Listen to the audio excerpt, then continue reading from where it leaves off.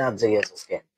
মানে প্রিয় দলের খেলা, আর্জেন্টিনা খেলা, খেলা দেখার জন্য বসে আছি। মানে সেরি হওয়ার পর থেকে রাত জেগে আছে, কখন যে আর্জেন্টিনার খেলা হবে, কখন ম্যাচ অনুষ্ঠিত হবে। যে দীর্ঘ 6 বছর ব্রাজিল আর্জেন্টিনাকে হারাতে পারে। মানে কালকে রাফিনিও দেখলাম যে একটা যে ভিডিও সংবাদ সম্মেলনে বললো যে আমরা যে কোনো সময় আর্জেন্টিনাকে হারাতে পারি, কারণ লিওনেল মেসি নেই। আমাদের লিওনেল মেসি নেই, এঞ্জেল ডি মারিয়া নেই, লাউতারো মার্টিনেজ নেই। যে 2022 সালে যে শেষ 1-0 গোলে আমরা জয়লাভ করছি, এবারে 2025-এ এসে তারা না হয় জয়লাভ করো, যে আমাদের আকাশি জার্সিতে আটটা আটটা প্লেয়ার নাই। যে আকাশি জার্সিতে সবচেয়ে বড় মিস করবো যে ডিমারিয়াকে, ডিমারিয়া তো বিদায় নিয়েছে।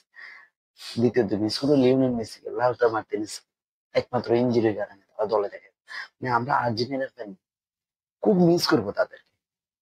যে একটা ম্যাচে 8টা প্লেয়ার ইনজুরি। দ্বিতীয়ত আরেকটা কথা হলো যে যে দীর্ঘ 3 বছর পর ব্রাজিল বরং আর্জেন্টিনার মুখ দেখা যাইতেছে।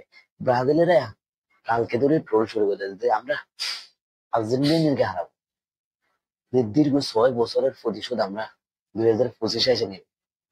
নিতে পারো তোমরা।